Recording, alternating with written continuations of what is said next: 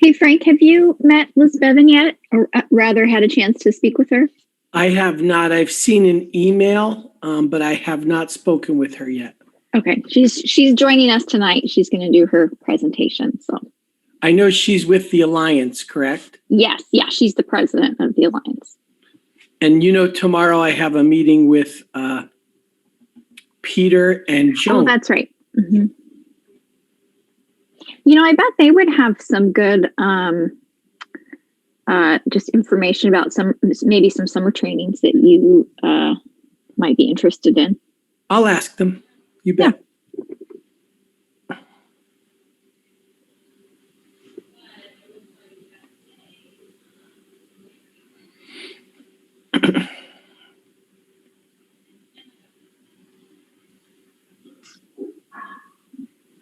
Hey, good evening, everybody. I'm trying to reach out to our guest speaker, Liz Bevan, to make sure she's not having any technical issues. Bear with me for a minute and we'll get started.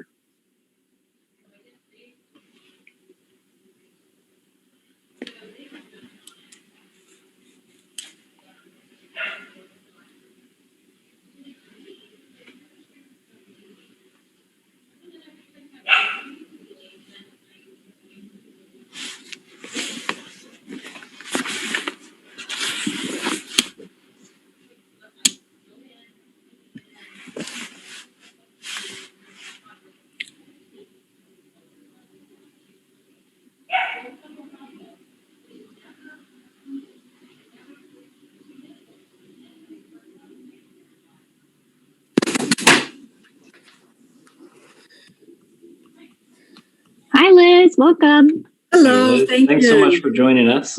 Apologies for my strange lighting here. I just can't get it right when the light starts to fade. Yeah, no worries. We're all fighting the same battle. That's better. Yeah, but at least you're cosmic with it. All right, so let me officially start the meeting. So this is the February 3rd meeting of the Valley of the Sun Waldorf Education Association Board of Directors, better known as the Board of Desert Marigold School.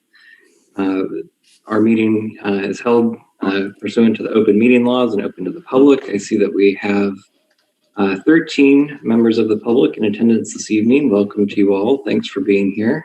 We're glad to have you be a part of the school, and thank you for spending your Wednesday evening with us. So that said, let me say the opening verse, and if Mr. Tanner, would you be willing to read the closing verse today? Yes, I certainly would. Thank you. Excellent. All right. So the opening verse: the true aim of education is to awaken real powers of perception and judgment in relation to life and living, for only such an awakening can lead to true freedom. That is from Rudolf Steiner. So let's introduce ourselves. I'm Gregory Schneider. I'm the board president, and we're joined today by other board members and several guests this evening. So let's start with the board members. April, could you go first? I'm April Sauer, board secretary. Thank you. Dan? I'm Dan Franks, board treasurer. Excellent. And Mr. Tanner? John Tanner, board member. Thank you. And Danielle? Danielle Martinez, board member. Thank you. And then Mr. Marizio?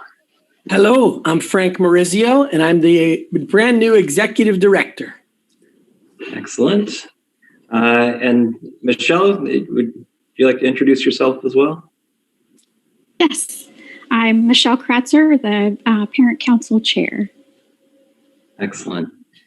And of course, we have Liz Bevan with us this evening, who's the president of the Alliance for Public Waldorf Education. And a quick glance at her resume can reveal a lot, that she's spent basically her entire professional career in Waldorf education, starting as a teacher and moving up from there through the system.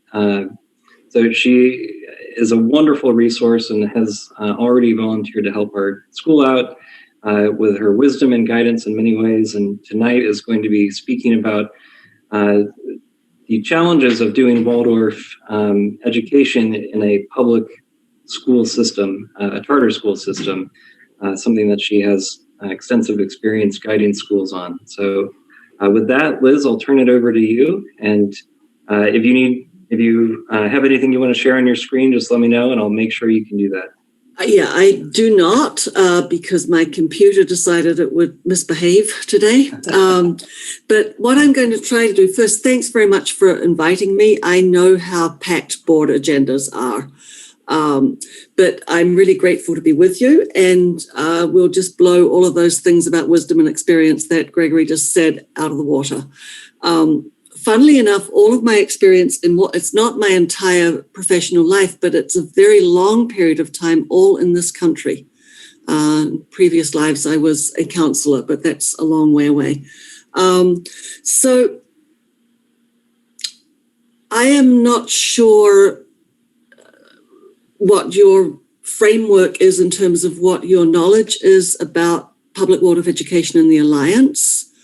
So what I suggest is I jump into what I was thinking about, and I would really appreciate it if you would stop me if it's not what you need, and redirect me or question me or whatever. So let's see if we can make this a little bit interactive so it's useful. So first of all, we've got Desert Marigold, which is a very established school, long time in the public sector, preceded by a life as an independent school, and that's important, and I'll get to that in a moment. We've heard quite a bit from Desert Marigold in different ways for the last several years, but often not officially. And so I'm very well aware that we have not been operating with a full picture of what's actually happening at the school, and we have to very much bear that in mind. And the one interesting piece for me is that we've had no contact with faculty. So that's just something to look at as we get towards the end of this, of what might we suggest happens going into the future. So just a quick 101 on public wildlife education and wildlife education in this country, because I think it's important. And again, this is where just stop me if I'm, doing 101 and you're all on to 303 or whatever it is. We've got a long history coming up, 100 years of wildlife education in the world, coming up to 100 years in this country, because the first school was 1928. So not that long after wildlife education became established as a thing, it entered this country. And for a very long time, Waldorf meant independent. This all affects how you're operating. And so until the 1990s, if you were in a Waldorf school working, a parent or a student, you were in an independent school. And you were probably in an independent school with not a great deal of oversight. So what we saw happened was that there was a lot of space given to Waldorf education to put down some roots and develop as a thing. And along with that, school culture developed. So there was this sort of brand, we don't like using these terms, but of Waldorf education that had a sort of very distinctive look, taste, and feel. The reason I'm emphasizing this is because of your founding as an independent school. So when we talked about Waldorf, we had a body of cultures and practices that had been developed in that context, and definitions of what is and is not Waldorf were established. And I will tell you, having worked with a lot of schools, there's a lot of argument about what is and is not Waldorf. And Frank, if you haven't had it already, you'll have people coming into your office to say that's not Waldorf, or this is Waldorf, or why aren't we doing this because Waldorf should be doing this. So, and this is not exclusive in the public domain. This is something that we see because we have many experiences of Waldorf education, varying degrees of knowledge, and we have a lot of really great attachment. People commit to this with a lot of passion. So, however, in the 1980s and growing, there were people in Waldorf education starting to say, why can't this be available to more people? Why is it only this relatively small handful? This was accompanied by actually a growth in the independent schools, a flowering of high schools, a questioning of how do we get it out? And out of that began public Waldorf schools. And we have to be really careful with language, but I'm just going to use the shortcut of public Waldorf schools.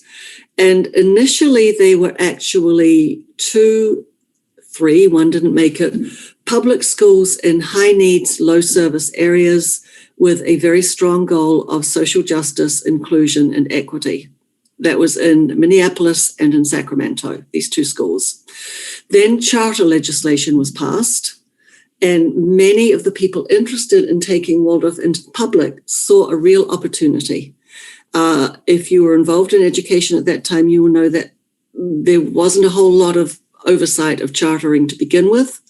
And it was compared to now, it was relatively easy to get a charter approved, and there was funding.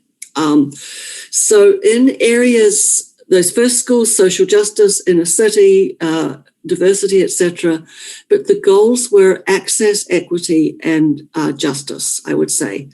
And that access was often around, we have a population that really wants this education, they cannot afford the tuition.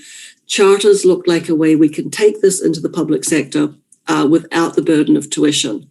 And the groups that initiated charters were often alumni, people who'd gone through Waldorf schools and had children and couldn't afford it, but wanted it. Teachers who had their children in standard public schools, and sometimes people coming out of the existing schools. So many of those first schools started in areas where there was already knowledge of Waldorf education. That created all sorts of interesting questions about who goes where and how. So Waldorf education, public Waldorf education right now is primarily charters, but we have a number of district schools, and the most long-standing public Waldorf school is a district school, still the one in Sacramento. So we have quite a lot of research now, because starting in 1991, charters in 1993 or 94, Yuba River was the first one, continuing to now. What I'm going to say, I think, is relevant to Desert Marigold, and forgive me because I don't have an intimate knowledge of your school or your community. I have bits of information, and as I said at the beginning, they are far from a whole picture, and I've been very aware of that all the way through.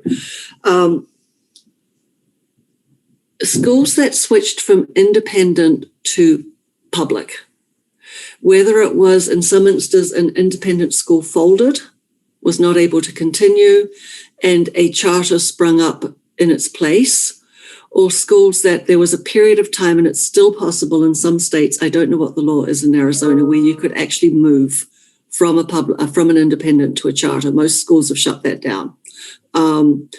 And you have to start as a different entity. But the schools that were independent and became public have very interesting strengths and challenges. One of the challenges is it was not always understood what the accountability would look like in the public sector. In other words, there's a trade-off in both of these models, and we just have to be realistic about that. They both have, the public and the independent models both have strengths and they both have challenges. But there's often in a school that has had independent roots, there often remains a core that has a picture of how things were. They're not always the core that were there at the time. It's like passed down, and an aspiration. It's a strength and a challenge. It's not one or the other, because there's deep-rooted experience and knowledge, but there can be some challenges navigating in the public sphere. So that's my little Waldorf 101, public Waldorf coming out of that. And then we have the Alliance. And the Alliance was formed originally as a protective gesture because there were questions about whether Waldorf could even be in the public sector. And those questions came largely from in the Waldorf movement. And so schools that were operating in the public banded together, began with a conference. The conference has continued ever since, formed a 501c3, an alliance that has continued to this day when we have over 50 schools in, I think it's up to 14 states. And they range from brand new initiatives. There are several right now of groups trying to write the charter, get approved, get started, all the way through to those schools back in 1991 to 1994. And some of those old established schools do not look that different from an independent school. But our schools have now been engaged in this research project, I would call it, as to what transfers and how. Because one of the things that Rudolf Steiner, the founder of Waldorf Education, said is that the school needs to be at a particular time and place with a particular group of students. He didn't say it quite like that, but over and over again, he talks about teaching the children in front of you.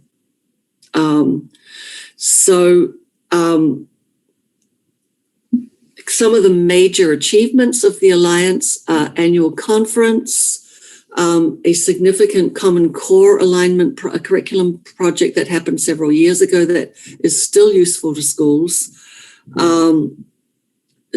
We've done a lot of support work since we all went virtual almost a year ago, and April asked if I'd touch on that. I will do my best to in a moment. But we are a largely volunteer organization. We have now a 0.5 membership coordinator and an administrative coordinator who's probably about 0.25. The rest of us are volunteers. We do this because we really think this work matters. We really think that impulse of getting this education out, adapting it, making it available is really important in the big scheme of education and within Waldorf Education. But we're not an accreditor. We're not an oversight body, and we do not tell schools how to operate internally. So, for example, parent complaints we will monitor, but we'll send them back to the school. Governance questions, but we do have a set of core principles. And so in order to be a member, we ask that schools are working actively with those core principles.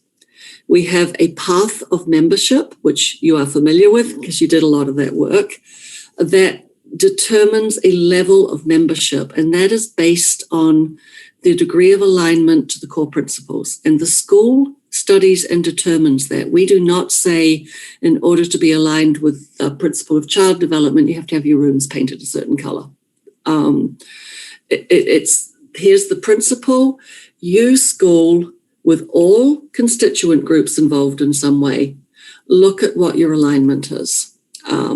We now have 3 or 4 full member schools out of those 50 who have done their full self-study, have shown their alignment in practice, policy, etc., have demonstrated their accountability and the cohesion between their charter and the core principles. And those are the schools that are now allowed to call themselves public Waldorf schools, either in their title or in their tagline. The trend seems to be tagline because it's a major deal to change the name of a public school. So that's what we're seeing. So our core principles are 7 in number. OSNA, the Association for the Independent Schools, also has 7 core principles, and there's a lot of overlap, and there are some differences. Ours are the nature of the human being, the image of the human being, which is a very holistic image and includes all aspects of a child. Child development, having been in education for a very long time, the child development framework in Waldorf is extraordinarily detailed and coherent. It's a real ladder. The idea of social change through education, that's those original goals of increasing access, of bringing in more children, and of responding to a changing school community. Human relationships, how are they at the child, classroom, and adult level? Access and diversity. Are we of a community? Do we reflect that community? How do our practices speak and reflect that? Collaborative leadership. Who's deciding what, how? And that has all of these have the right to the greatest extent possibly within the public domain. And the idea of schools as learning communities, that the faculty and staff are continuously engaged in studying these principles and what stands behind them, and that there are opportunities for the entire school to be involved in ongoing community activity, and learning. So they're the 7 principles that are on our website in more fleshed out detail. Our conference recently really unpacked them all, and we will have some articles coming out from the keynotes that were presented there. How are we doing for time? How long do I have, Gregory? A couple of minutes? Oh, you're good on time. I was Okay. thinking you could have a full hour if you needed it. Oh, I had 15, 20 minutes. So, Well, maybe we'll get into discussion in a minute. I have two more things I'd just like to present. Then let's see how badly I've muddled things. So then we have Desert Marigold School, uniquely situated geographically, a long history, deep roots, some interesting associations with the Alliance. I'm just going to name that right out front. First with Amy Bird, who was an advisor on the Alliance Advisory Board member. And then, of course, with Charles Burkham, who is also an Alliance board member. So you've got some weaving to and fro. You've got the transition to a charter. And one of the things I do when I work with a school, whether I have my Alliance hat on or not, is I really encourage school biography work. I think and you may have done this and you may all have it, but I think it's really important for a school to understand why it was founded, who founded it, what the goals were, what was put in motion with that. Where do you see certain patterns, challenges, strengths repeating through the history of a school? And in this case, I would want to really understand, I have some knowledge, why was the switch made to the public sector? Often it's financial survivability. It's often a survival question. Not always. But was everyone clear? What were the goals? Have those goals changed? Because what I heard when I had a number of parents calling me in various states of genuine distress is that there was not clarity about what the school is. Now that again may have just been a non-representative sample of parents who contacted me. But there seemed to be confusion about what Desert Marigold's goals are and its identity as a public school. There's no blame in that, but it would be important if that is true to clarify that collectively. So what were the goals? How have they changed? Why was that switch made? Then the other thing that I have wonderings about is your structure and your decision making. Again, as a public school, we have the Brown Act, we have who can be on boards, who is in a consulting role, who is in a decision-making role, what's the flow of information like, who holds the accountability. But one of our principles is that to the greatest extent possible, decisions that actually affect the pedagogy are held by those teachers with training and knowledge about Waldorf education. And that again may well not be an issue within the school, but that what belongs with the board, what belongs with the administration, what belongs with the faculty, what belongs with the broader community is often where schools run into challenges. So I'm just throwing that one in again with apologies if I am reading the school community incorrectly. I do know you've had a lot of change and transition. So that has its own impact and needs its own processing and settling. And then just lastly, and then let's throw it open, this question of what the heck have we all been doing since March? We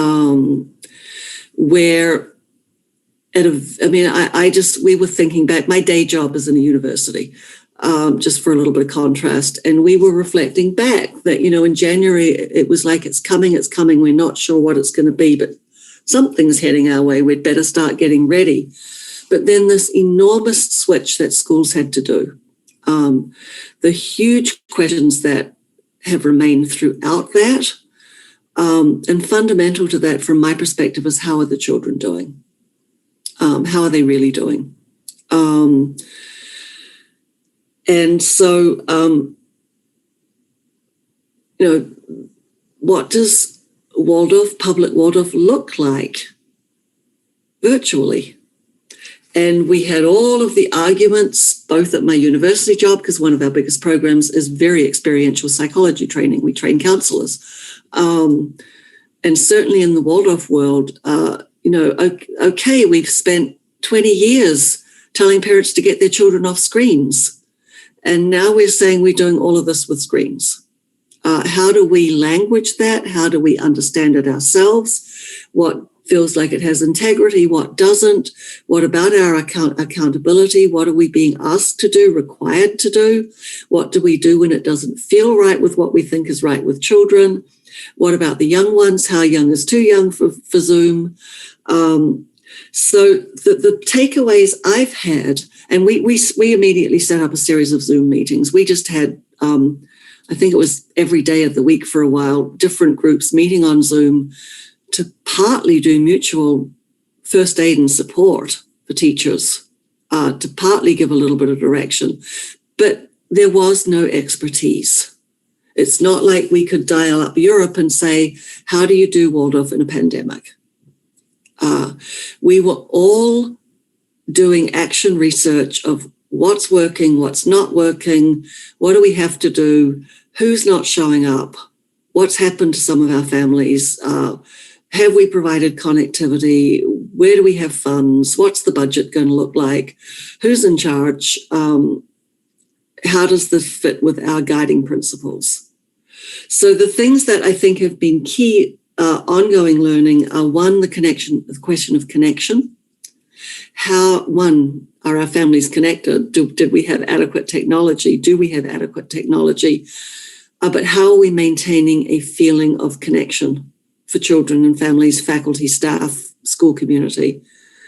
So community, I think, has been key. Parent evenings, places for people to connect, et cetera, et cetera.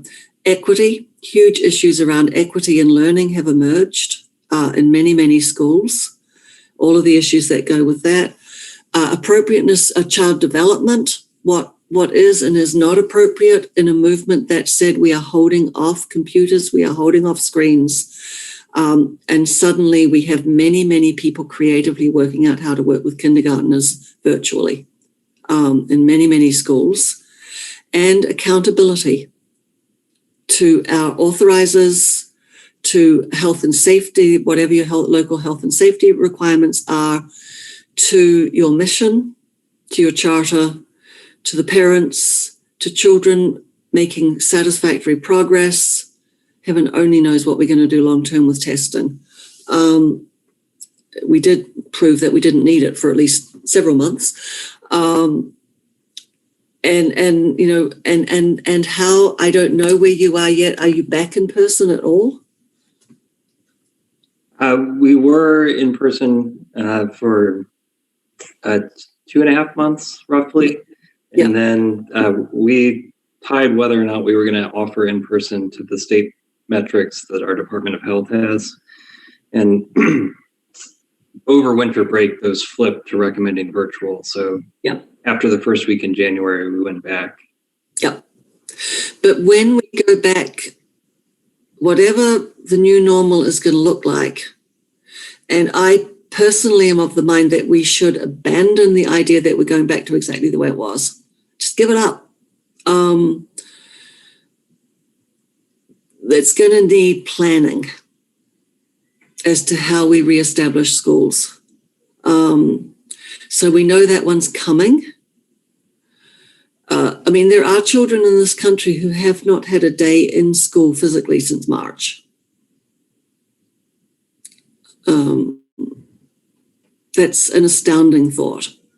And we know that children and families have variably coped.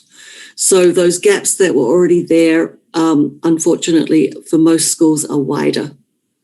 We're all doing our best with SPED. We're all doing our best with assessment and services. But it's not it never was a level playing field. It's certainly not a level playing field right now. So we have, one of the questions, as I said, is early childhood. We have had wonderfully creative work virtually. Teachers just figuring all of this out, sharing resources, sharing projects, family projects, community projects, project-based learning, figuring out how much screen is too much screen, how do we account for, attendance, etc. So it's lively, and we have to be very, very mindful of the fact that teachers are really tired. They have been heroic, and they're tired. Parents, any of you on the screen right now who have school-age children, you've all been doing an extraordinary juggling act. So you're trying to look at this question of what does Waldorf look like in the public with this additional layer of nothing's normal. So I don't know whether I've at all given a picture that's helpful to you or whether I've just repeated things you already know, but I'm really interested in your comments or questions. Well, I think that putting it all in historical context was certainly extremely helpful for me. And one of the things that I'm wondering about is, well, I have many things I'm wondering about, but since you ended on the virtual and Waldorf and how we're doing that, could you share some, examples of the ways in which you see that it's possible to, what are some of the best examples you've seen of the ways that teachers have creatively solved this problem that we're all struggling with? Hopefully not for that much longer, but But it might be. Yeah, it might be. We've got, I'm trying to think, there's a members only portal on the website. We, for example, had a group of school administrators meeting once a week. There's a small core and others come and go to, what are you doing about this? What are you seeing with this? How about this? Now, we are California heavy, but we're not California exclusive. There's a group of schools in Sacramento. Now, there are several public Waldorf schools in Sacramento, so it's a slightly unusual situation. But they started something called the Family Project, which has been written up, and I'll have to look to see what's on the members portal right now, where they had themes and they had whole family engagement around different activities. So building that feeling of community and bringing the learning out of that. We've had amazing middle and upper grade activity around pandemics, actually engaging the young people in being historians, journaling, looking at previous pandemics, looking at health trends, looking at math, doing math and statistics and business math through it. So actually seizing what's going on. With younger children, it's been a balance of on-screen, off-screen. Many people have felt that screen is better than no contact, and that children need to see and hear their teachers.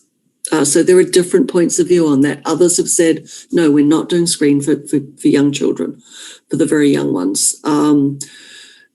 Things that work. Story time works really well on screen.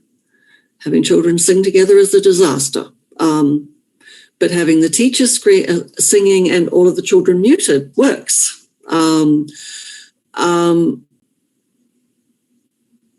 Actually, one thing that has worked really well is that teachers have been able to share their lives in a different way with children.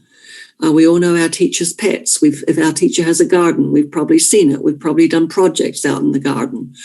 There always has to be a mindfulness of what resources are available to children, but anything that connects children to nature. So in other words, the Zoom and then projects outside of it has worked really well.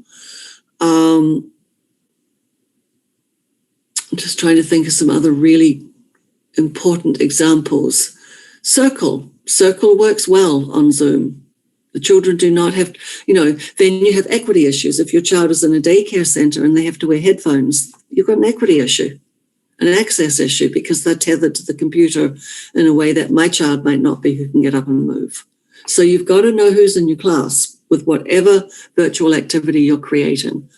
But, people have done crafts, they've painted, craft kits that go home on a regular basis. Third grade practical activities have gone really, really well in many schools.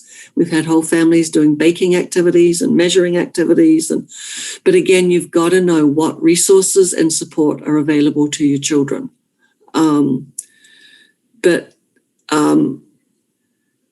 From going at the beginning to saying, we can't do this, it has been an amazing journey. Parent meetings have been very successful by Zoom. For some parents are not going to want to go back to coming to the school in the evening when they're trying to put children to bed.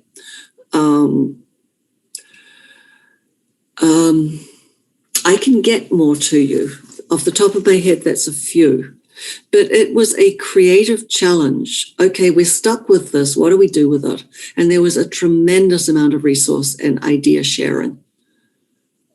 I think one of the reassuring things certainly about the recent conference where we had 500 people register, 300 plus show up at any one given time, was this just free sharing of resources and ideas. Yeah, thank you. Those were like a wonderful overview of specific things. Thank you for sharing that. I'm not sure if we even know how to access the members portal on the Alliance website now. Frank, do you have access to that? No. By the way, my retirement fund is going to be, I'm starting, every time I say muted or unmuted, I get $1. I'm going to be in really good shape really quickly. I'm sorry, I said I do not have access. I apologize. Okay, so I think another thing for us to sort out is we're not saying you have to be actively engaged in the Alliance, but you're missing resources. And so, Frank, I'll get that to you. I believe you are members still, but I'll get that for you and for teachers. So note to self that I'll check on all of that. Access is one of our supposed core principles. We have a school that doesn't seem to have it. So let's fix that. Liz, I have a question for you. Yeah. One of the things that's finally hitting home for me is I've been watching this. Now, I've only been for 4 weeks here at Desert Marigold, but I finished the year last year in a school district in Arizona, Coolidge School District. Mm-hmm. And from the very beginning, the thought process of doing remote learning was, this is just for a little while. We could do this for a little while. We thought back in March it would be for 3 or 4 weeks. Correct. And so that's the part that I think has really hit everyone, is this is no longer a little while. And that has caused consternation in just thinking that this is a long haul. And it's consternation for parents, for kids, for teachers, for board members. We thought it was short term, and Of course we did. Well, could you solve that for us? I don't know what to say. We needed toilet paper for about 2 weeks. We all bought for 2 months, but there was there was no possibility to plan for this or prepare for it.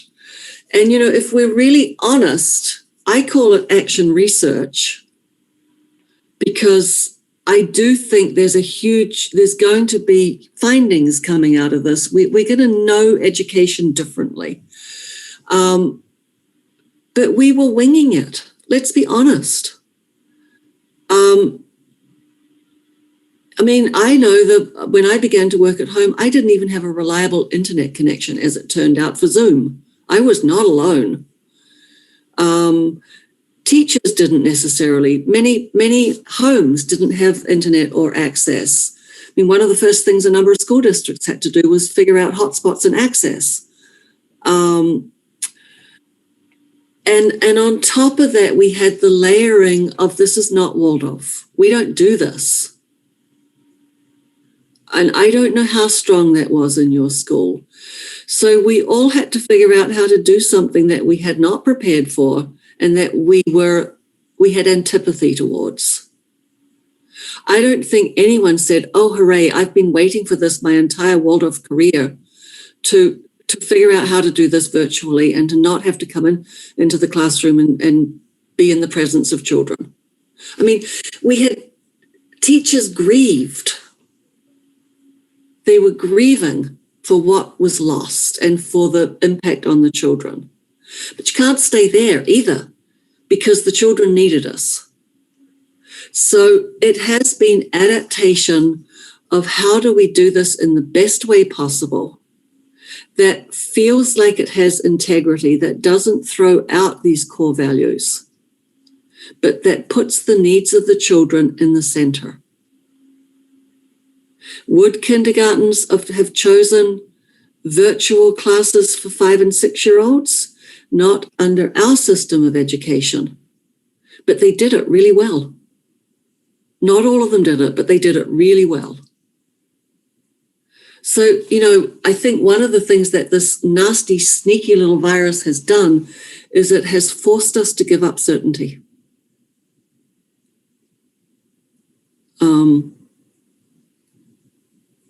How do we do this differently?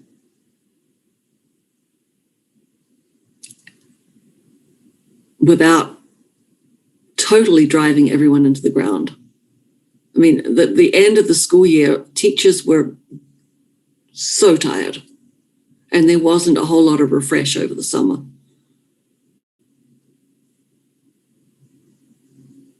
But no, it's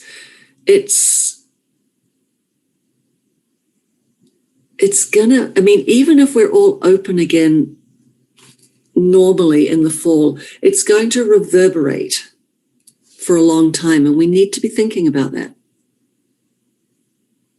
And we could be faced with in, out, in, out. We don't know what social distancing is going to look like. That's going to affect how you set your schools up. I could say go outside, but you're probably not going to want to do that when it's 100 and whatever it gets to in your neck of the woods. But I think the challenge of not being prepared was we had to get past, we don't want to do this. And we're not all there yet.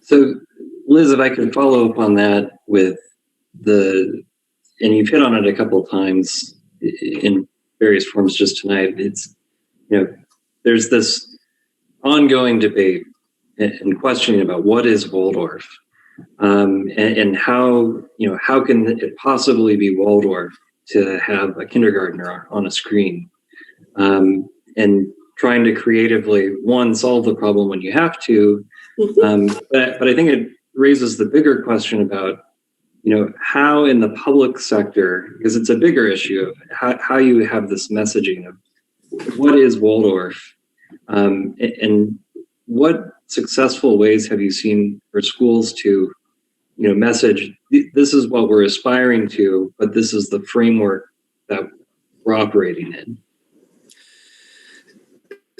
So, and I might comment in the chat that I want to respond to in a moment, not ignore it. So, Jean, I've seen it.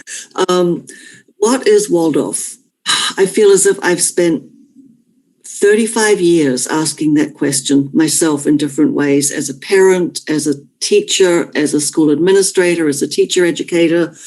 I actually went back as a very post-mature student to try and see if I could put some framework around that. Waldorf is those 7 principles. It is an education that strives to address all aspects of the child, the human being, including the spiritual. And we talked long and hard about putting that in. It is based on, that picture of the human being is based on the work of Rudolf Steiner. And we've added and others, because that picture continues to evolve. And we are able to language it in different ways because of advances in brain science, in learning theory, etc. We can find alignments which allow us to language things in a way that is accessible and not off-putting. Waldorf is very, very relational. It honors the fact that learning happens in a relationship between people, and it really says that teachers matter. And teachers have a huge responsibility to work on themselves and to develop their skills because they matter. That's Waldorf. Waldorf, in its origins, was about social change. The first school was revolutionary, and it was for the children of factory workers.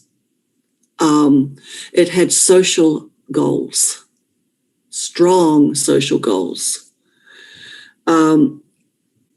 Waldorf aspires to be for any child. Notice I'm not saying it's for every child. It aspires to be for any child. We've had a lot of reckoning and self-examination and questioning around that over the last several years. Who's actually in our schools? What is our school culture? So that's ongoing work. Waldorf has a goal of, and there's a lot of misunderstanding of this, but of collaborative leadership that tries to put the pedagogy into the hands of the teachers. And Waldorf says we're all learning together, and we can't just take out the book of rules and say, this is how you do it, this is not how you do it. There's a terrifying thing that Steiner says, that the teacher is meant to be reinventing all of this all the time, which is a very high goal. So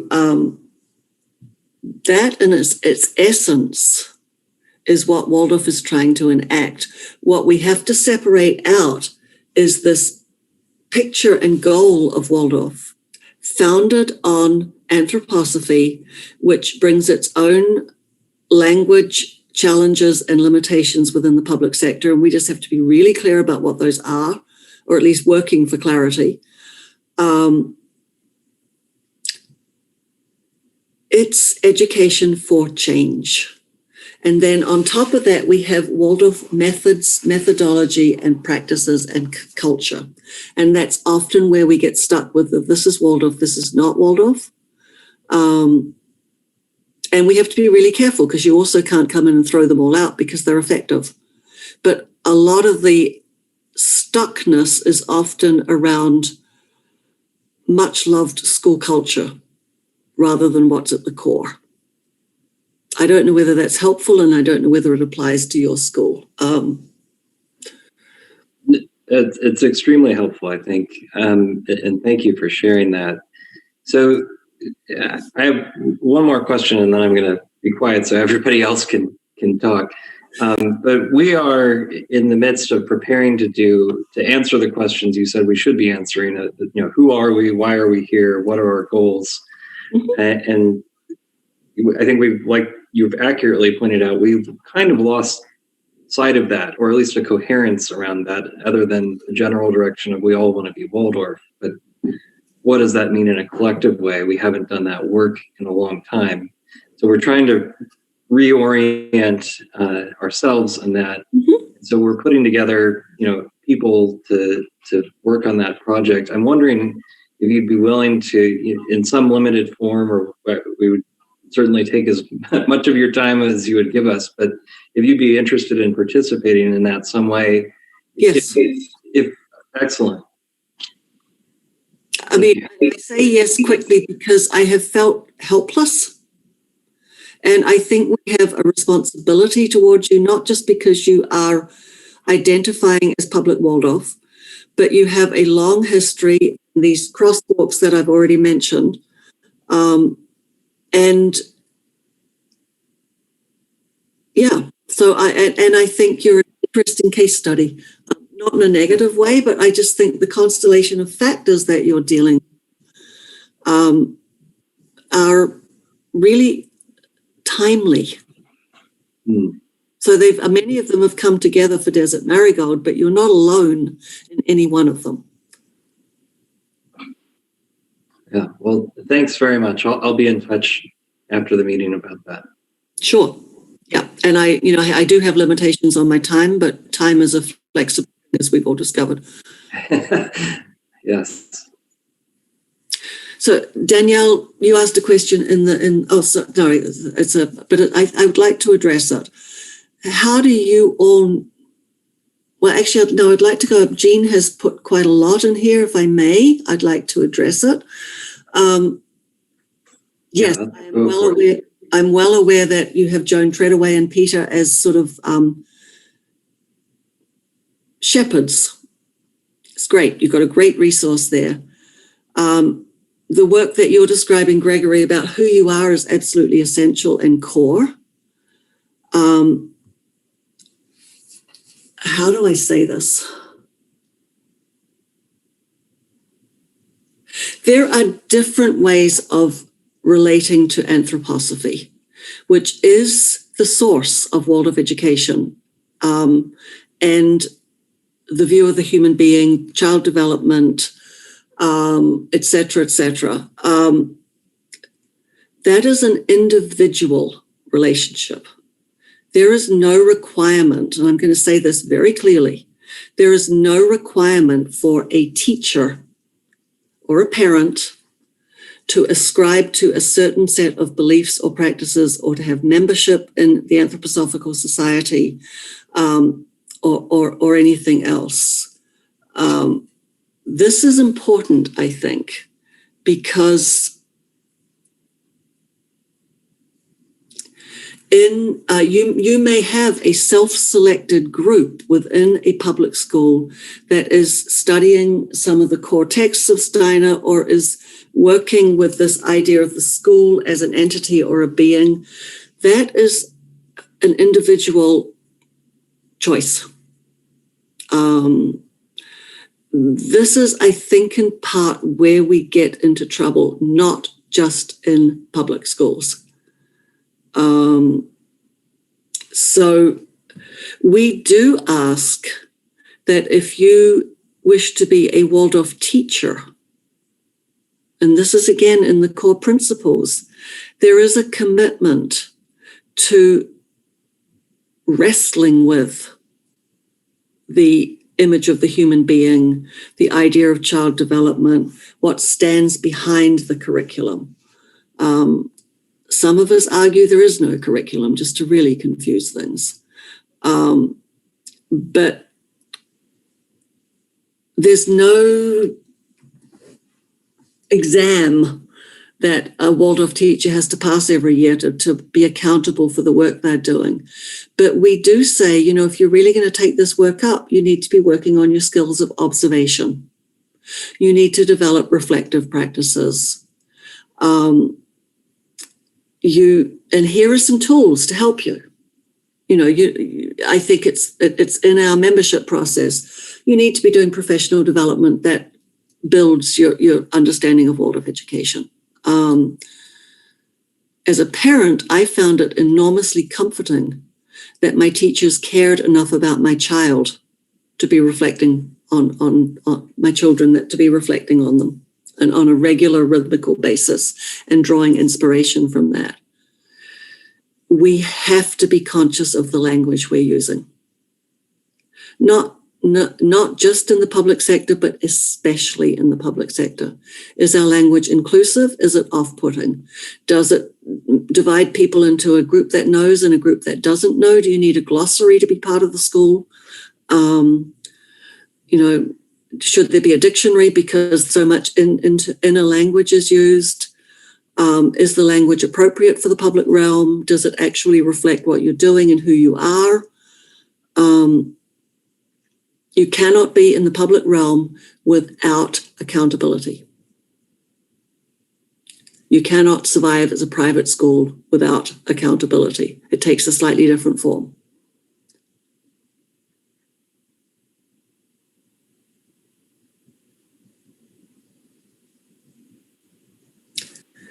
We have a few more minutes before we need to get on with some other items on our agenda. Oh, you have extra business to do here as board? I just looked down on the clock and was shocked to see how late it is already. This has been a wonderful conversation, but if there are any last questions for Liz, I welcome them because I think this is important to have. I have one, and you're welcome to answer it here or answer it later in email, and I can forward it to the board, whatever you feel comfortable with. But something that you talked about really stood out to me in terms of our school's history work. A few years ago, I was a very frustrated parent, and I went down to the musty old state building and sat in there for about 4 hours and read the charter cover to cover.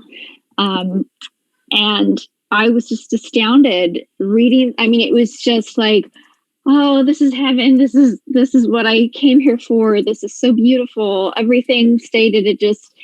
It was just everything that I wanted for my children and what I wanted for this school and what I still want for this school and what I think we can be. It was like our potential was in those pages. And it struck me at that time of, how are we adhering to this charter and to these ideals that we've created for ourselves? And I think that had we been doing the history work that you spoke of all along the way from the start of our charter, or from even the start of when it was a private school, that maybe we wouldn't have lost so much, or maybe we wouldn't have meandered as much as we did, or grappled with those ideas of what's Waldorf and what isn't Waldorf. So I'm wondering if maybe you could share some ideas on what that history work could look like, and maybe some exercises that we could do as a board or as a school community to help us find our way. Absolutely. It's it's very enlivening. And you work with a group of people and you see them going, oh. So I have my own little approach to it. It's totally, unschooled and just stuff that I've built working with schools. I'd be happy to send you some things if you're interested. But it's basically like, building a timeline, having people move. I mean, you can do it on Zoom. When did I come in? How long have I been here? Who was there then? Who were those major founders? Who's held the thread? You probably have resources in your community who can help you, but I can certainly send you some of it. And yes, wouldn't it be lovely if we all did this kind of work ongoing? It's often done in response to crisis or a challenge that needs to be solved, often. It's very informative.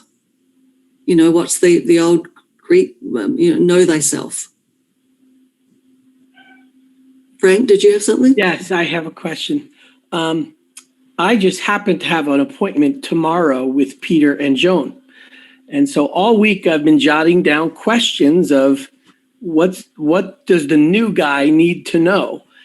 And I am stumped when I get to, I don't know what I don't know. Of course. Is there a direction? Can you say, Frank, you need to ask them this, and that will be the trail they'll set you down? And I don't mean as simple as what's Waldorf. Can you give me a really good question to ask so that they'll just jump right in? They'll know what I need.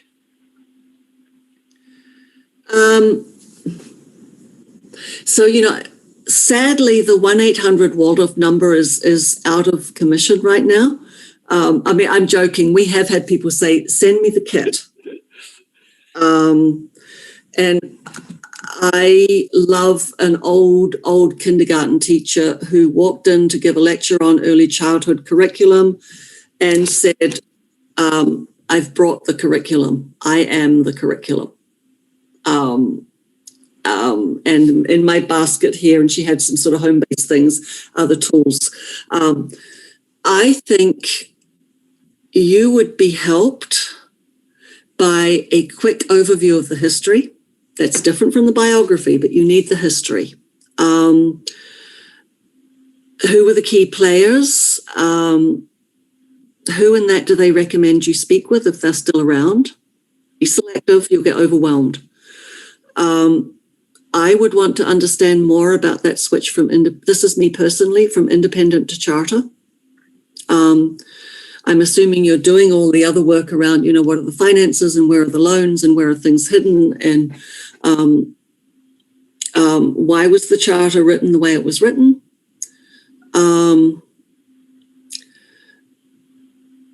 But I would start with having them just give you start with the story. We live through stories.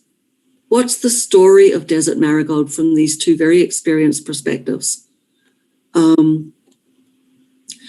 The other thing, and this may be the end because we've gone over the hour, which is a long 15, 20 minutes, April.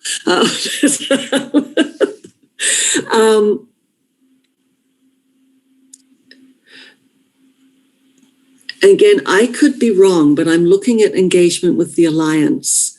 What caused the school to become isolated? And I could be completely wrong. Maybe you're not. But you're not doing this on your own, folks. People across the country are struggling with exactly the same things. You could all do with some talking partners. Thank you. But start with the two that you've got, Frank, and just ask them. I mean, I would honestly tell me the story from your perspective of this school and how we arrived at where we are now.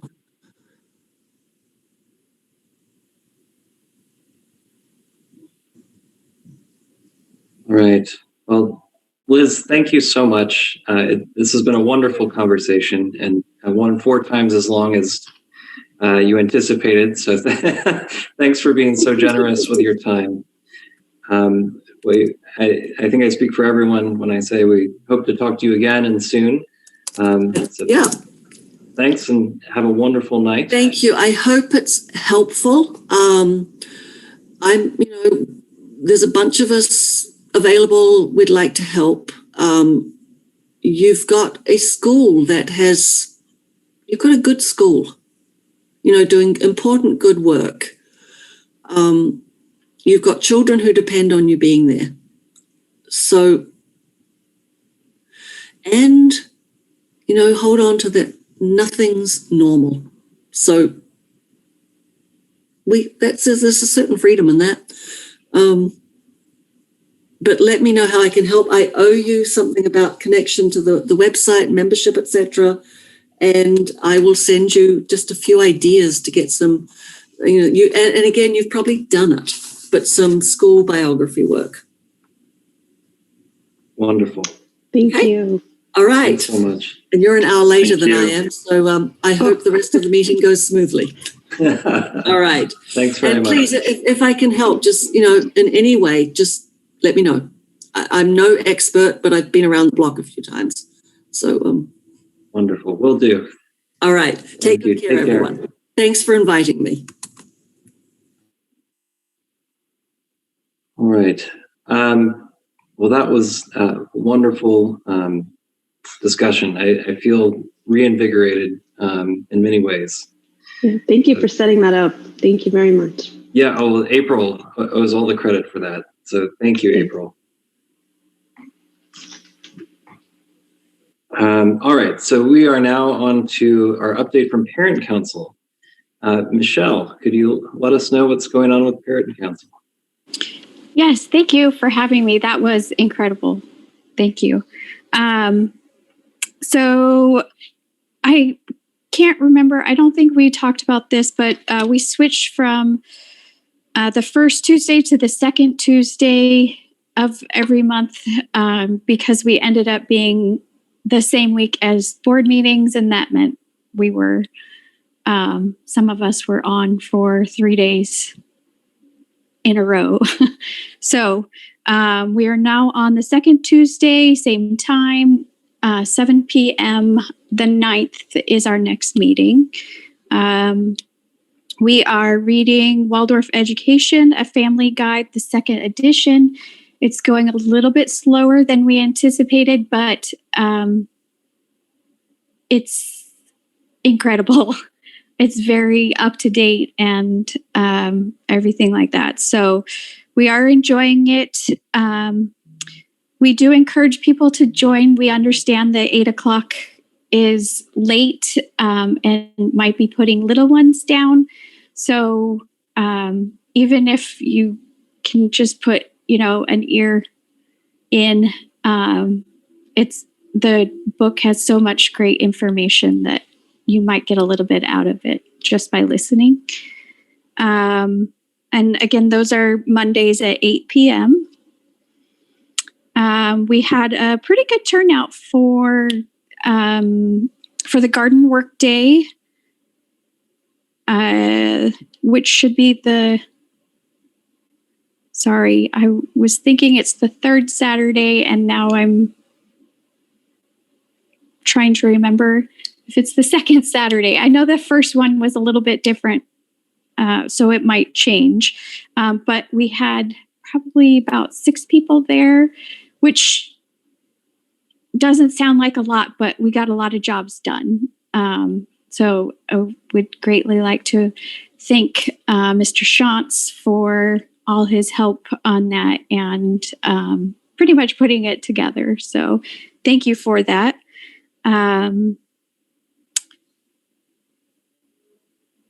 Let's see. Just as a little bit of a future thing, but our parent council funding requests are typically due April 1st. So now is the time to start thinking about any projects or teacher trainings that you might want to go to, and the request form should be out about the 1st of March, but we just want to put a little bug in people's ear to start thinking about those type of things. So, and we also wanted to know if we could help, in any way with the school contemplation. If there's anything you want from us, if there's just anything, we just wanted to put it out there that if you need something to ask.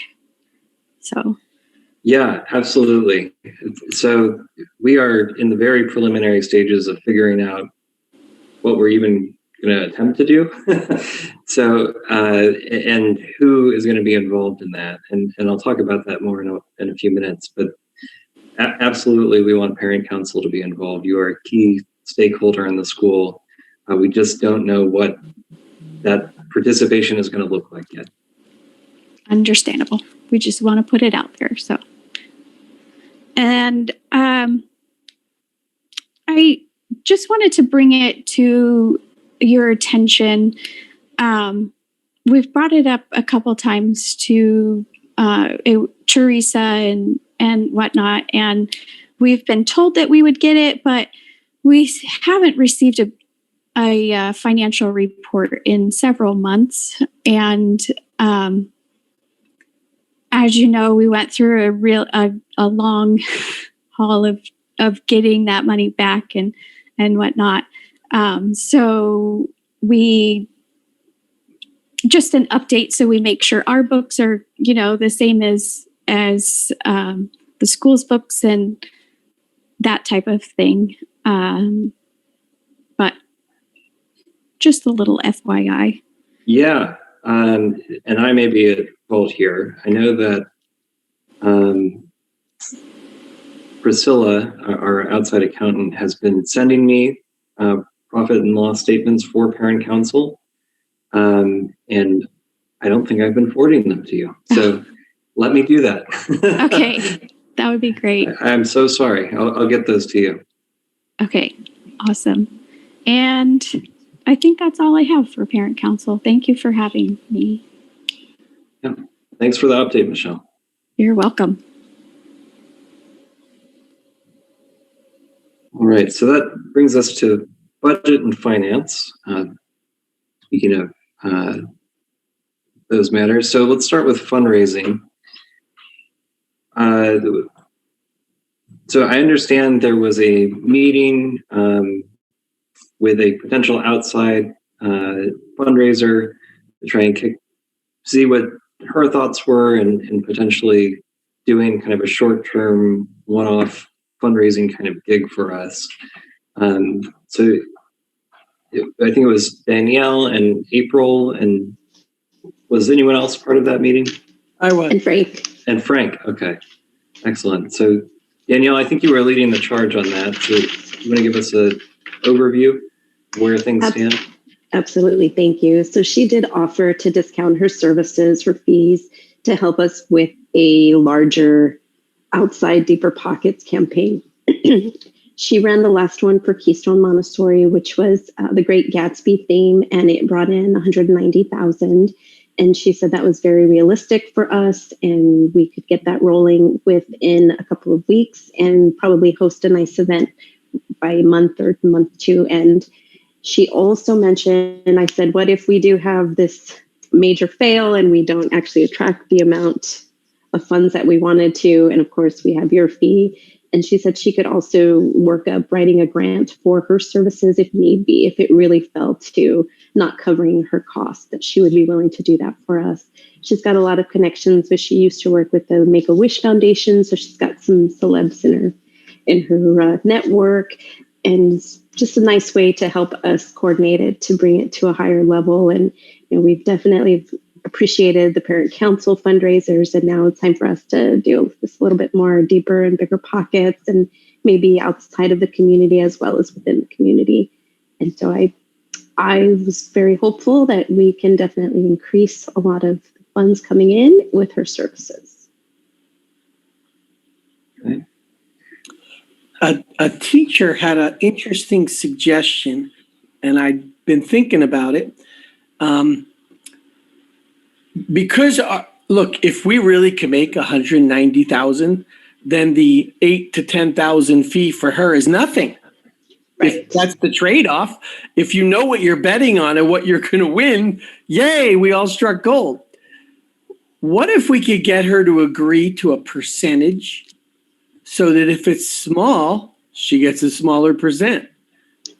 Does that make sense? If, let's say we said 10% and we made 190,000, I'd gladly give her 19,000 if I'm going to make 171 out of it.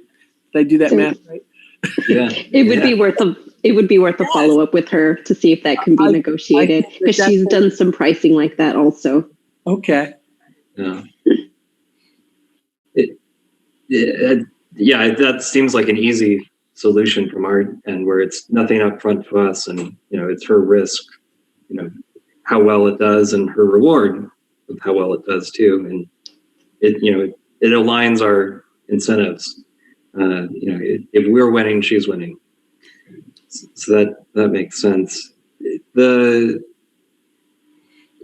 It's great that she thinks we can get started so fast, that she has good connections, and my only hesitation based on what I know right now from the proposal she sent over is, do we, should we ask around for other people right now, or should we try her out and then, see how it goes? I'm just wondering, how quickly should we jump into this relationship?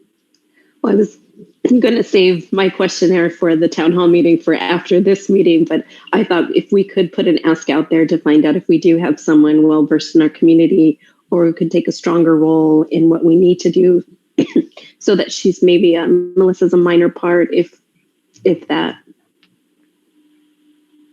Mm-hmm. I mean, I guess we could just put a survey out through Parent Square and see what comes in. You know, we could create one kind of fast and make it simple and see what we get. And if there's something compelling, then we can pursue it. And if not, then we could get started with this. I don't think at this point waiting 2 weeks is going to hamstring us too much. So, April, what was your take? I think I stepped into the meeting at the last minute, and I think I wasn't clear on what the meeting was about. I was under the impression that we were just there to share ideas and come up with like a fundraising plan. But it very much felt like, a job interview. She was pitching herself. She was certainly sharing ideas as well and offering, her expertise in terms of what she's done before and what she's seen work well at other schools. But that just came as a surprise to me. I didn't realize that we were looking to hire someone, even like as a contracted individual. So while I felt like she had good ideas, I don't feel well enough versed to know if her ideas are good, if her, I just like her proposal, if it's good, if those numbers are good, I don't know. And just with that lack of knowledge base, I would love to talk to more people and just get a baseline.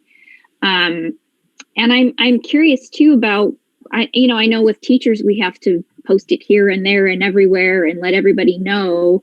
For a position like this, a contracted director of development, what are our, legal responsibilities here? Do we have to post this? Is it okay to just find one person and choose that person? Do we have to get bids from other people? I don't know any of these things. So I just have a bunch of questions.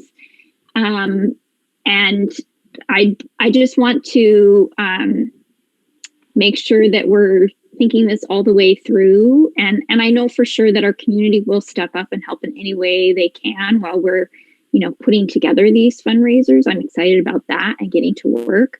But yeah, I just have a million questions and I don't know who can answer them. So I'll just throw it out there. That would be the next step, because we didn't actually have those conversations with her. It was more of, are we even interested in seeing what she could be doing for us or what it would take to work with her? So we didn't have those discussions just yet. Yeah. It's not a employee of the school, so I think there's a little bit more flexibility. This is truly just a vendor, essentially. It has been our practice to get at least a couple bids from vendors. And I think that's the right practice, especially since we're using public funds potentially to spend money on someone, that we should at least feel confident that even if we're not paying the least expensive option, we're paying the option where we're getting the most value out of it. So I think what we do from here is, Danielle, if you can go back and ask about the contingency kind of arrangement, and then we'll, April, could you throw together like a survey form, since you're good at those, that we can post on Parent Square, that will just say, we're looking for this. Do you know anyone, or do you have these skills? And then we can see what comes in. Danielle, you want to email me the questions that you had in mind, and then I can put that Google form together? I sure will. Okay. Perfect. Then yes. Very good. All right. So we have a plan there. So it's also tax credit season. We sent out an initial reminder about that. I think we should probably be sending that out weekly.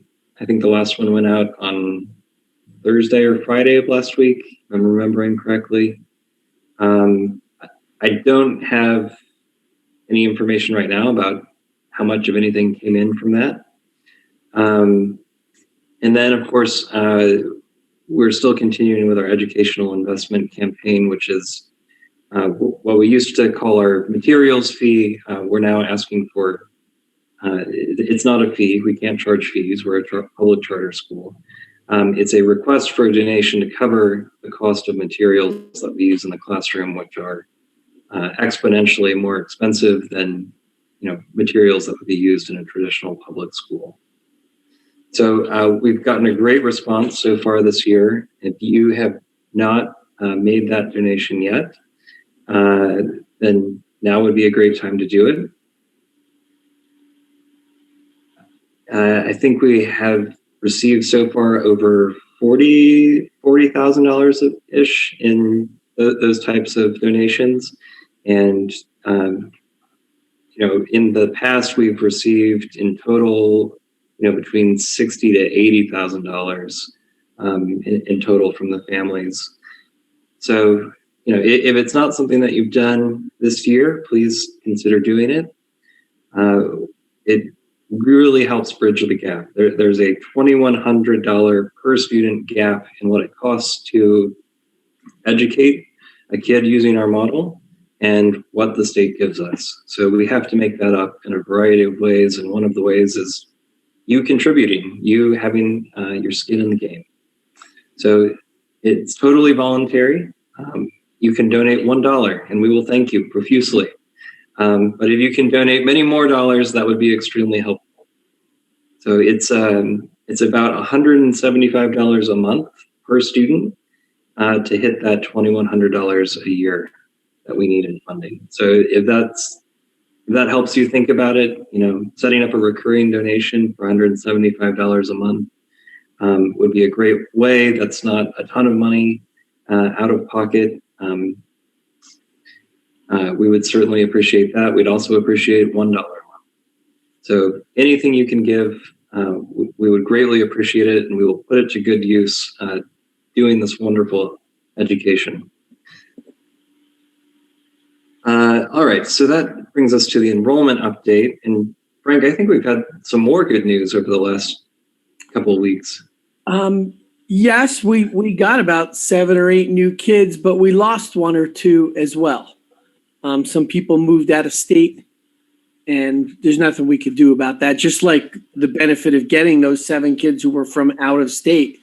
But we're back above with our kindergartners only counting as half a kid. I don't mean that facetiously.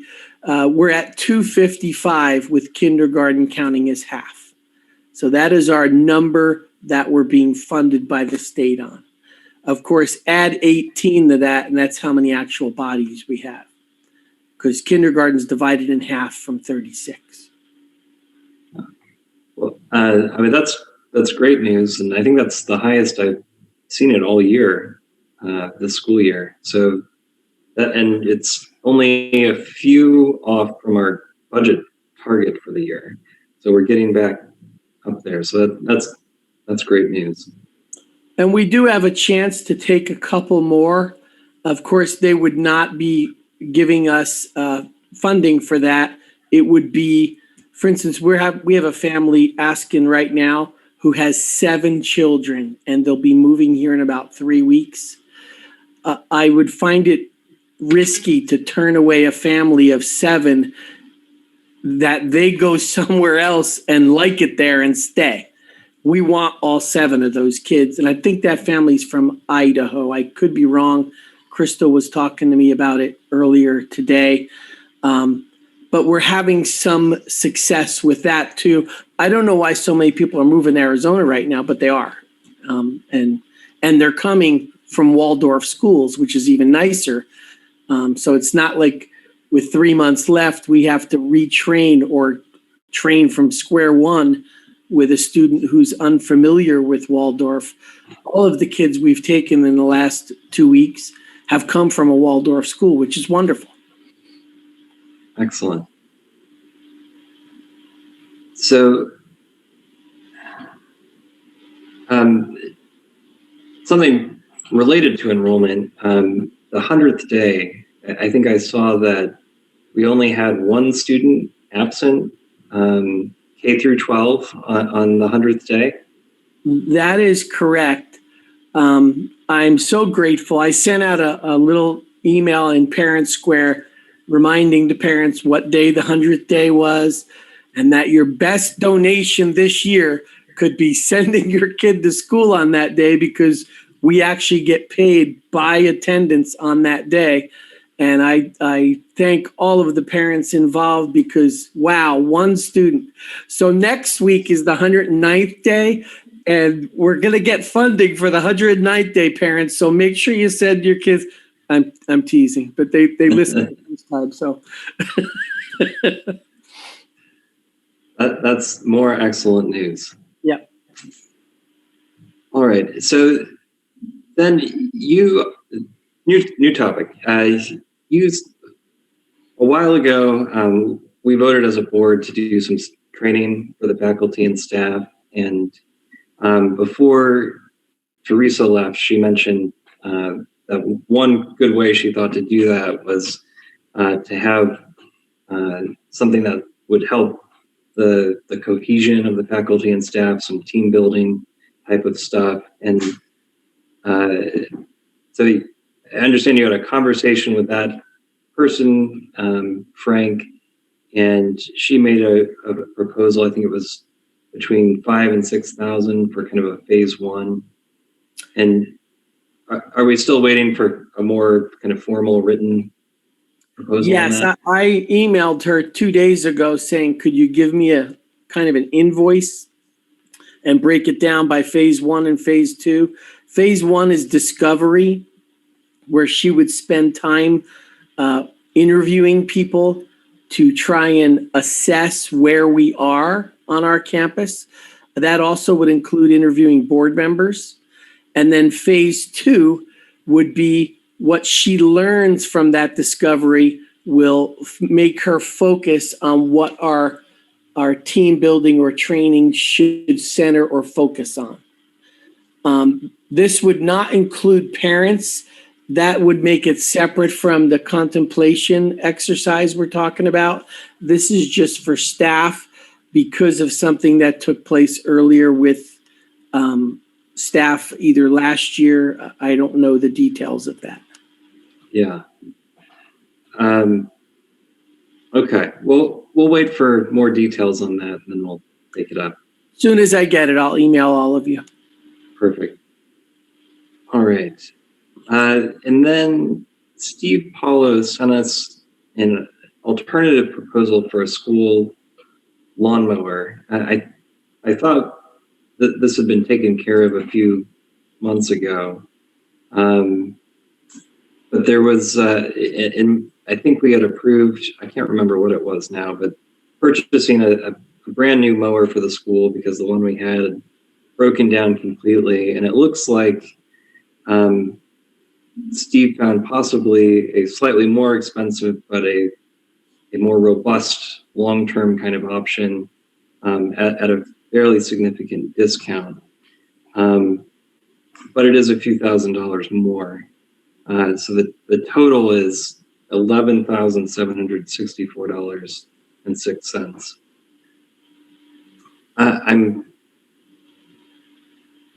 My initial take is I'm a little hesitant to change what we did already and add a several $1,000s more expense right now, unless we really need to.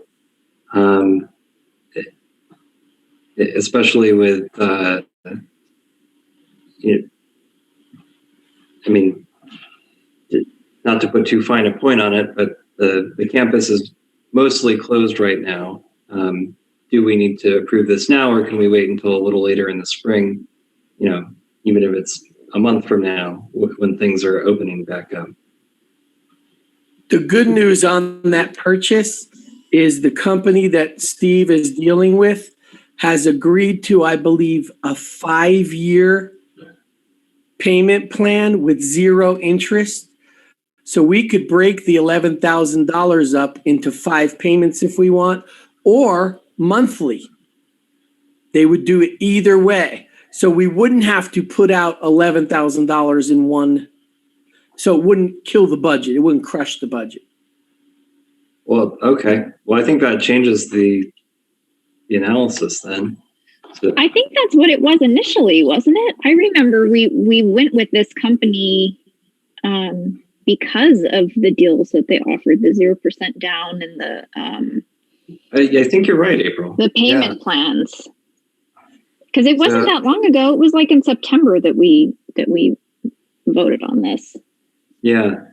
And I'm the same, Gregory. I thought this was already taken care of, so I was kind of scratching my head when I got that email. Like, what? Yeah. Well, okay. So if it's because 5 years, above 7,000,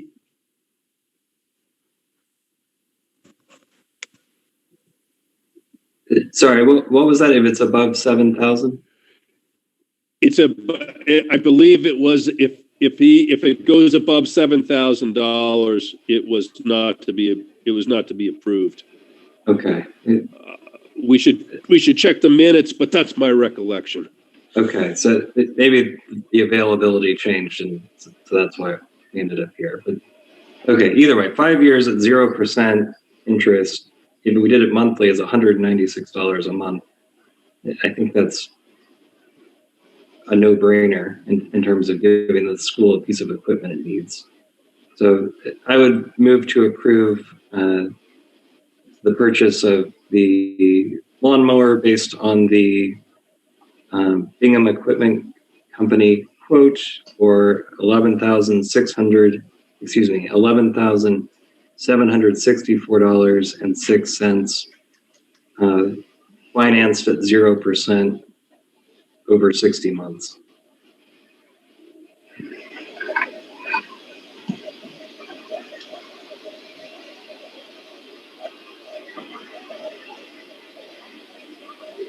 Anyone want to second that motion?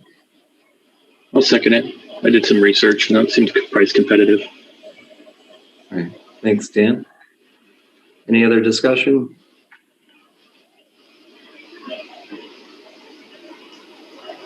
All right. All those in favor? I agree that it's price competitive and needed. I just don't see how we can really afford any capital outlay at this time, given some of the things that are transpiring. I think it's unnecessary at this moment in time. That's just my opinion. All right. Any other thoughts? Do we have a community wish list? Have we asked if anyone in the community wanted to donate or has access to vendors or anything for this type of equipment? Good question. Don't know the answer. I think this is it's not a home lawnmower by any means. It's a bigger piece of equipment. But we're also surrounded by golf courses. I would just think perhaps it might be worth asking or checking if we haven't already. I don't know if that's happened. Thanks, Dan, for doing some research. Well, initially, Steve came to us with a couple of different bids, so we went that route. And I know that he did his research for it. Mm-hmm. Frank, what do you think? Is this needed right now, or is this? Well, I will tell you this. The one we have is shot.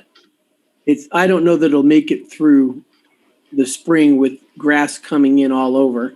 We obviously have a lot of lawn to mow.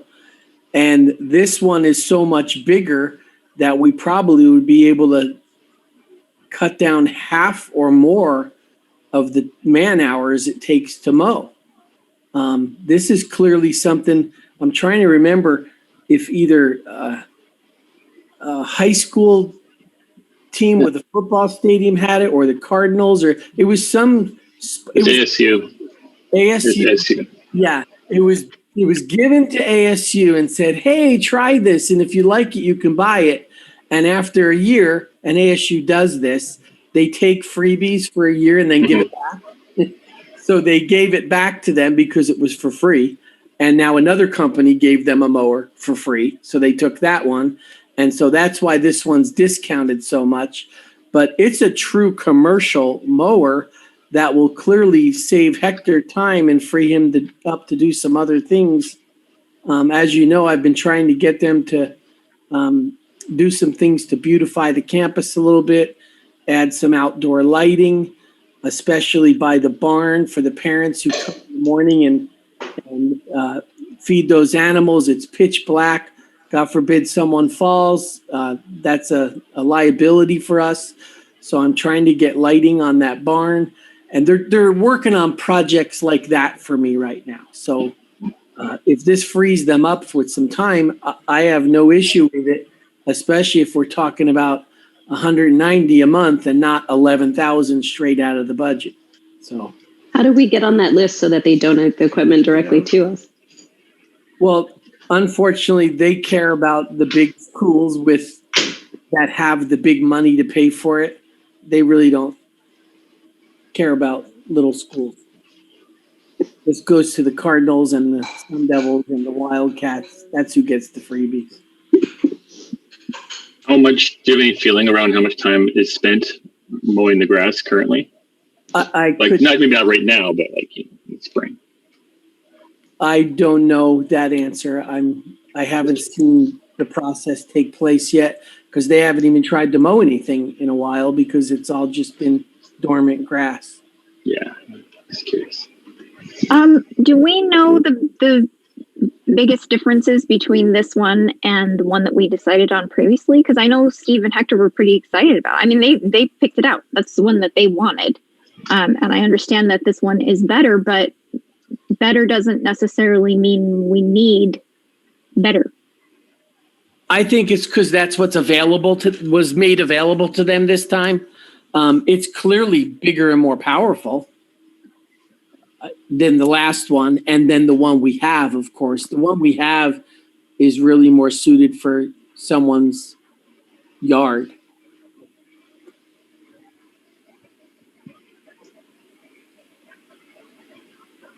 All right.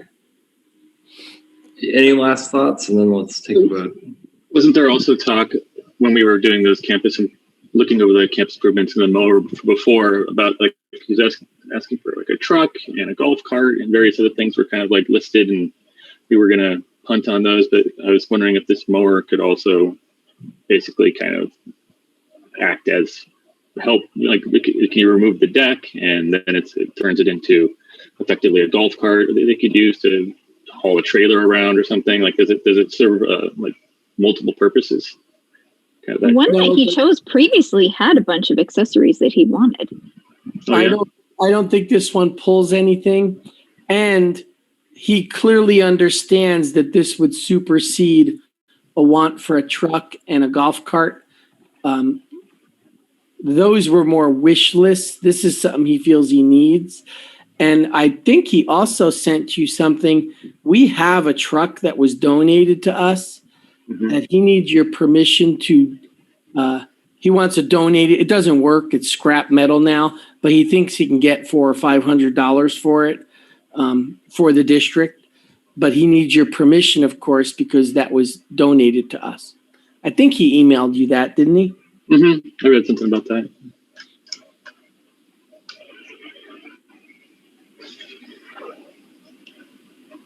All right. So all those in favor of approving wait this. a second now. Oh, go ahead. If it's fine, while I agree with all the arguments that have been made, and I know it's a piece of equipment that he needs, it just seems to me at this time that I have teachers coming to me that say, they can't get certain items that they need. We let the day porter go. And I just think there could be another way that could be more strategic of putting the money together for this item rather than drawing it down from our general fund. So I personally object to that. Where we spent significant time talking about hiring a resource person. What if her first task was to find us a lawnmower? I just think pulling it out of the general fund at this point is uncalled for. Okay. And just to clarify, that fundraising person is, I think, more of a contributions to the school type of person rather than a finding general resources. So it might be out of her scope, but point taken that we could definitely explore other options on how to source this without spending money right now. Well, she gets money. You need money to buy the lawnmower. So I mean, Right. Yeah. All right. So let's take a vote. All those in favor of the motion I made. All right. All those opposed? All right. Unanimously opposed. Motion fails. So I guess bad news for Steve and Hector, but we'll have to try and get creative about filling that need over the next few months as things start to grow. And Danielle makes a good point. We are surrounded by golf courses. I'm wondering if one of them would be interested in donating time mowing our lawn as a donation to the school with one of their super powered lawnmowers that I'm sure they have. All right. So where does that put us? Okay. Anything else related to cash flow, profit and loss, balance sheet?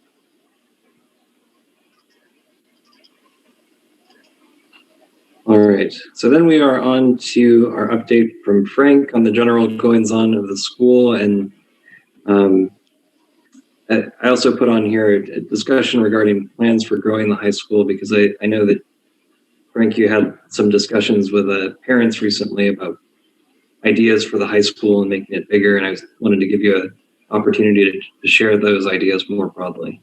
Well, I want to make sure you know that the ideas stemmed from speaking with the high school teachers. And Christy Martin will be able to answer this at the open forum we're having on Saturday, which is a good idea that we have a high school teacher there, because I think several parents want to know a little bit more about what the plans are for the high school. And so in talking with the high school teachers, in trying to figure out, number one, what would keep students from leaving that transition from 7th and 8th to 9th, and what would possibly bring students from the outside. And there were thoughts about athletics, that clearly some kids leave to go for athletics. And we talked about the fact, well, we're never going to have a football team. We don't have enough kids to have a football team. But there are smaller sports that are that don't have very much overhead involved, like golf with 2 golf courses in our backyard, like tennis with South Mountain Community College and 36 courts just down the street, like chess, which is also, our kids seem to be talking a lot about chess. According to my high school teachers, they're into chess, and there are chess teams all over the state. And so these are some ideas. They want to bring back, I guess, Frisbee golf has been very successful for us, and volleyball we used to take part in. Of course, COVID has shut those things down, but that's 4 or 5 other athletic chances. The other thing, of course, is the fine arts. Kids leave for fine arts. And right now we don't have a theater, music, strings. We don't have that type of program at all. And we also understand we do a lot of productions normally, and COVID has kind of shut that down right now as well. But the hope is that we're going to be back to normal soon, and we want those programs in full swing. extracurricular programs that are fun and enjoyable and you develop talents in. Then we talked a little bit about academics, and are there programs in academics that would keep kids or bring kids to us? And the two programs that came up were sustainability. I know you know this, but our campus is Biosphere 3. We've got a farm, we've got animals, we've got a riparian pond. Sustainability is a huge topic to study with those natural resources right at our fingertips. And ASU and South Mountain have huge programs in that and probably could donate stuff to us, even in the way of guest teachers to assist us. And those are majors that kids learn about that are some of the top majors in the country right now, developing some of the highest paying jobs in the country right now. And so if we market it that way, maybe sustainability and maybe robotics, which I understand Mr. Shantz had a club at one point, but they're talking about, can we have a class type thing? So they did break it down into three areas: athletics, fine arts, and academics. And those were some ideas to hopefully present to junior high parents as we're getting ready to let them register for classes, to not leave. And then, of course, develop a flyer to hand out to, I believe Ms. Cummings was able to make a list for me of all the K-8 schools in the area. And I would bring those flyers to K-8 schools to get them to come to our high school. The parents, when I shared these ideas with them, because I've met with about 5 or 6 parents now who had specific questions, seemed intrigued by that. Like, oh, yes, we agree we want more athletics. We agree we want fine arts. We agree this is a biosphere. This campus is a real asset if we try and use it academically.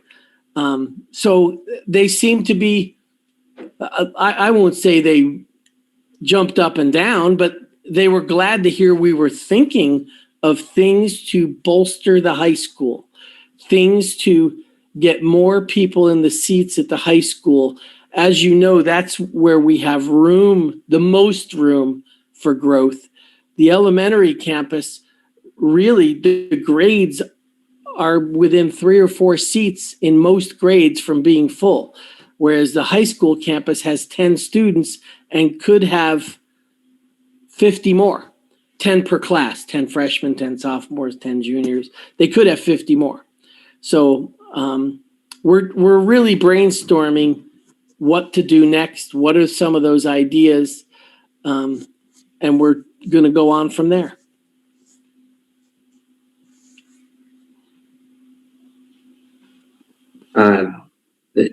That all sounds extremely exciting. So good to hear. And thank you for sending the general updates report in advance of the board meeting. That was instructive. Given we're a little limited on time this evening, I would like to try and finish by 8:30 if we can. I'm going to ask if board members have any questions about the written report, and if not, then we'll move on. No, although I didn't hear soccer mentioned. We did have a I'm sorry, I didn't mean to skip that. We use okay. that soccer, and they want to keep everything we have. They just recognize COVID threw a loop in everything we did. So.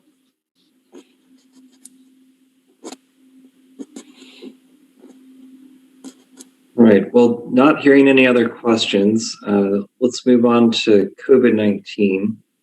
So I'll share my screen quickly and just give an update on where the numbers are.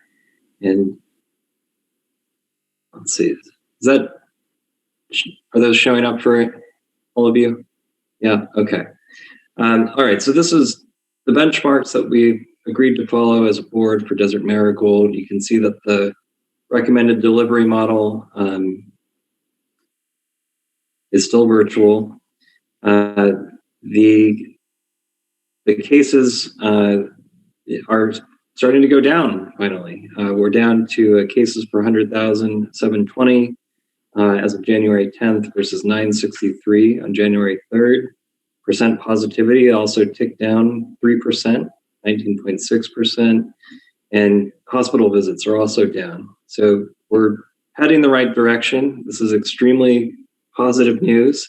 I hope this continues in this fashion and that we can return to hybrid learning sooner than later.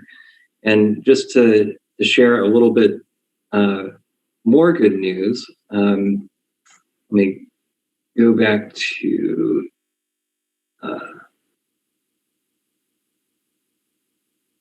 this. We can kind of see, because that data is 2 weeks behind, you can see that things are in fact getting better with the more recent data. So we're at, about 16% positivity as of January 24th. You can see the number of cases is dropping fairly dramatically.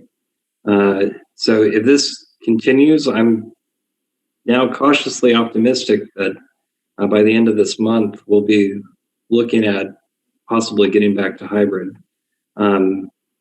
depending on how these numbers play out. So that, I think, is good news. All right. Since most people are virtual except for those with on-site support services, Frank, are there anything going on at the school related to COVID that we need to know about? Any particular challenges we need to solve right now? And you're still on mute, by the way.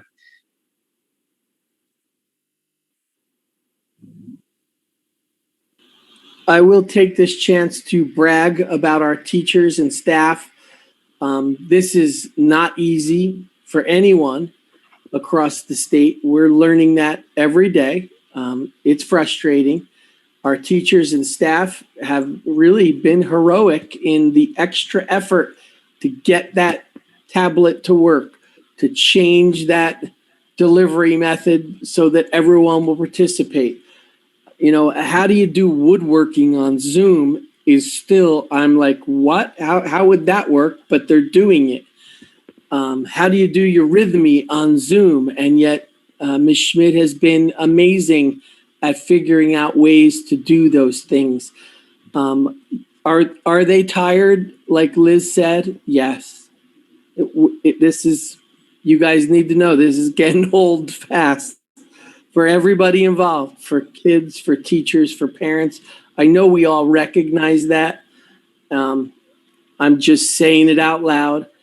And at the same time, I'm saying wow to our teachers. They just do an amazing job and they work very hard and they're doing their best to make it work. That I just have to say it that way because I'll always try and find a positive in it. And the positive is they're doing everything they can, you guys. They really are. Excellent. That's wonderful to hear. And on behalf of the board, thank you to all the teachers.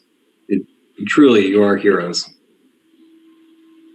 So one of the things that has come up in discussion recently related to COVID is Governor Ducey made a statement at a public address recently that said, we're not going to fund empty seats anymore, referring to virtual only learning situations. I have not heard any specifics about that or when that would change or how or anything like that. Have you heard anything, Frank, about it? If there's any teeth behind that statement? Look, I think what we're all being drugged into is the politics of it. I hate to say it, but there can't be any teeth to that. There is a funding law on kids attending, and the state pays schools for kids attending, and they can't change that in the middle. They could change it for next year. They could say, our funding for next year will be based on blah, blah, blah, but they can't do this in the middle. There would just be lawsuits like crazy because that means that essentially means we're not going to give districts money who are not doing in person. And that means all those teachers or employees will not get paid. Well, they all have contracts, and that's the law. So I think it's more of a threat right now because he's frustrated and wants to do it a different way. We're all frustrated. But I have not seen anything that he can do that. I don't know if any of you have that information. I certainly do not. Okay. Well, that's reassuring, at least in the short term. It'll be interesting to see what happens with the rest of the legislative session, but something we'll keep a close eye on. I hope it becomes a moot point in the next few weeks here anyway, and that we'll return to hybrid. All right. Anything else related to COVID at the school right now, guys? Nope. All right. So let's move on to some community updates. So Frank, you already mentioned your meeting with Joan and Peter tomorrow, which I think is excellent. I have a follow-up meeting with them tentatively scheduled for next week, following up on that to talk about their view of the school and where things stand and their ideas for this contemplation exercise. And of course, now we have Liz, who's generously volunteered to help us out with that. So we're starting to get some momentum there, which I think is, again, excellent news for the school and much needed. And then importantly, we have a town hall this Saturday, February 6th at 3 o'clock. It will be myself, Danielle, Frank, and Christy Martin from the high school, available in a totally open format to answer questions about the school and have a back and forth dialogue. So I know that's something that people have been asking for a long time, and I think it will be a much better forum for that kind of back and forth conversation than our board meetings allow. And you do need to register for the town hall. There's a link that went out through Parrott Square. There's also a link in today's agenda for this meeting. If you haven't already registered, please do so so that you can attend. And that's just, we're not trying to bar anyone, but it's to make sure we have enough capacity for everyone who wants to be there.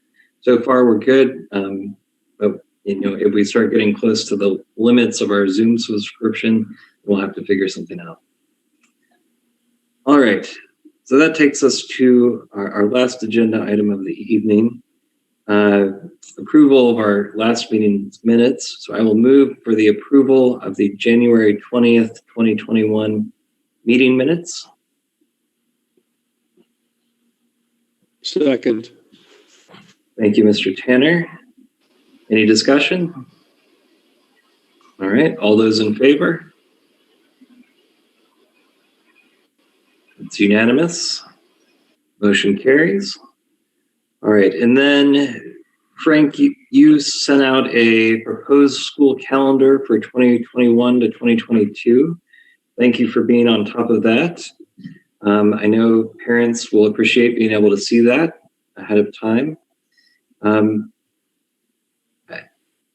So unless anyone wants to discuss that calendar, any specifics about it, I'm ready to go ahead and make a motion to approve it, but wanted to offer the opportunity for discussion.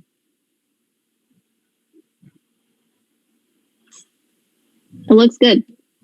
Okay. That's it. I don't think we missed anything this year. Martin Luther King, oh my gosh, I'm so tired, you guys. MLK Day was on there, which we had missed this year. And I believe Frank, you also said Good Friday was on there this year. It looked good. I looked over it. All right. Well, I will move to approve the calendar for the 2021 to 2022 school year circulated by Mr. Maurizio.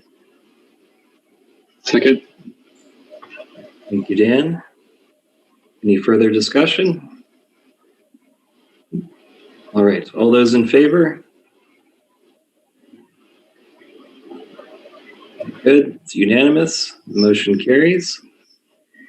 And then one last update. We talked last time we met about growing our board and getting a deeper pool of talent, a deeper bench, so that it's not quite so much work for all of us. And a member of our community forwarded an idea on, and I had April research it. And so April, can you fill us in on what that website is and what you've done so far? Sure. So the site is, let me pull up, make sure I'm saying the right thing. The site is Board Build. And I've just done some general research by poking around the website. It does two things. It offers different trainings for individuals. So anyone looking to maybe join a board, wants to volunteer, they can take a training through this website. And then they create their membership, and then they can match with organizations who have openings. So that's one service that the website offers. The website also offers a place for boards to post positions. So I've gone ahead and created an account for myself as a board member of Desert Marigold, and put a little bit of information about our school, and posted an opening for our board. And so it has access to our website, so people can poke around, see what we're about, and what we're interested in. And so we'll see if we get any matches, and if people ask us questions, we can answer, and hopefully we'll just solicit some interest. And Gregory and I talked about a little bit, and we kind of figured, wouldn't hurt. It's a great place to find people and get out there and get some more information. Very good. Thank you. All right, that brings us to the end of our agenda for the evening. So I will move to adjourn. Second. Any discussion? All those in favor?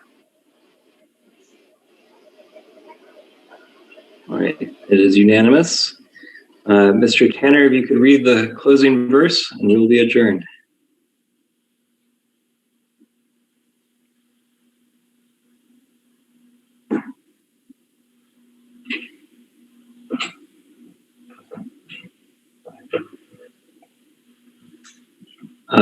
Mr. Tanner, not sure if you're reading right now, but you're still on mute.